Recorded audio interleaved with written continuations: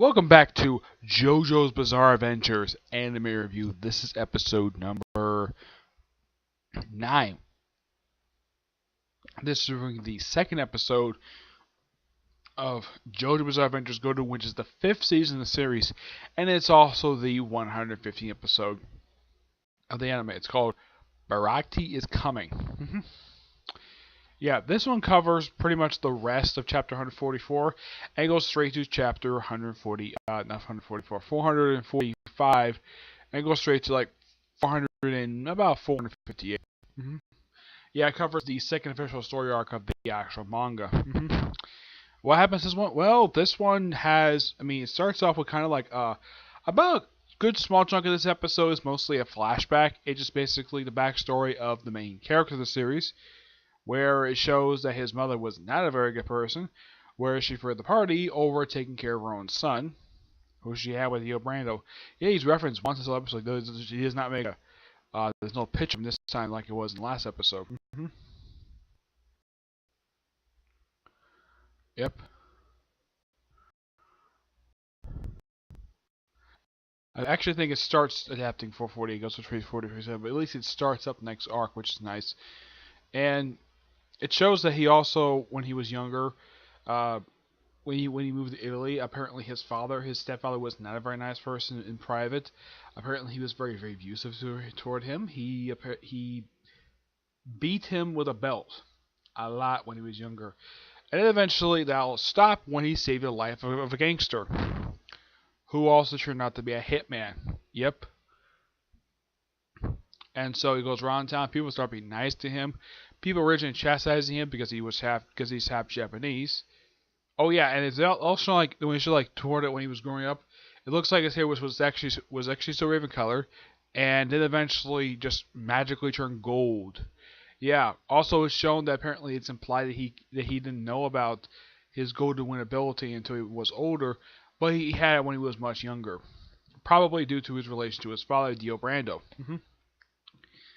And eventually, even though he still admired the guy, he saw him out of a place where he actually killed somebody. Yep. And the reason why he killed this particular guy, because he sells drugs to women and children. Something that's a no-no you should never do. And he did it on his turf. That's the reason why he did that.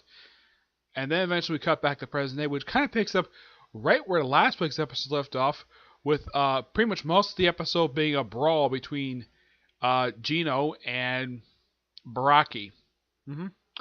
Yeah, the whole thing is basically if everything first on this train car thing that goes like this hill. Eventually spreads to the outside. They get outside. They chase each other. Eventually he uses his zipper ability. Yes, his ability is a zipper. Of course, they also use a couple times him zipping through using it on a solid wall. Using on the main character at least twice this whole episode. And eventually, well, he figures out that Brendo is a good person because he doesn't kill the particular kid. He just swaps arms with his zipper ability. Yeah.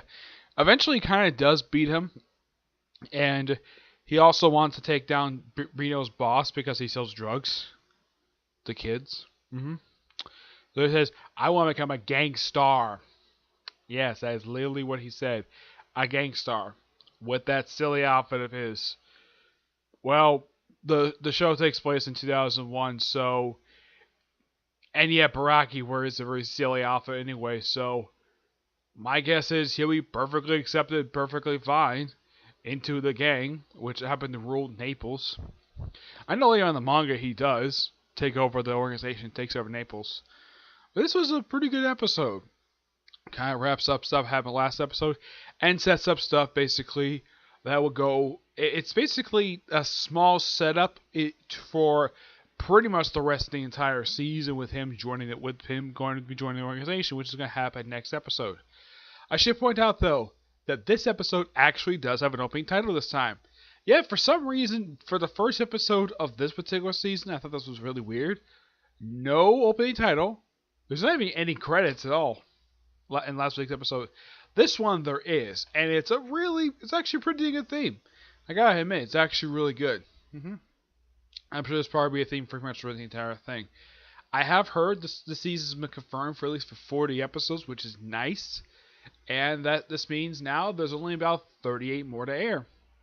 Yep, 38 more. With them up now, the whole arc itself is this particular part is only 155 chapters, and so far they've only covered chapters 440 to 447 fully, anyways. So they cover roughly 8 chapters out of 155, which means there's about, I think there's like 140. I think it's 147 chapters left. Now, knowing JoJo's Bizarre Adventures, because the fact they have 40 episodes means they have plenty of time to tell this whole entire story, no problem. And I know for a fact we're going to expect to see Ponderef from Star Wars Series. Yeah, he shows up in here. He's going to show up in here. I don't know when yet, but I know he does show up in this particular part. Yeah. Otherwise, though, it's a great episode. I'm looking forward to next week. Surprisingly, there was no preview. The one I saw, there was no preview for next week's episode, which was a little weird because normally it would. But this week, nope, no preview. And next week's episode is called "Meet the Gangster Behind the Wall." Yep, that's the name of the next episode. So until I see you next review, which is going to be probably in at least a couple hours, a little over 2 hours, so it'll be a review of D. Gray Man Season 4. After that, will be some manga reviews, okay? But this is the next review. Bye.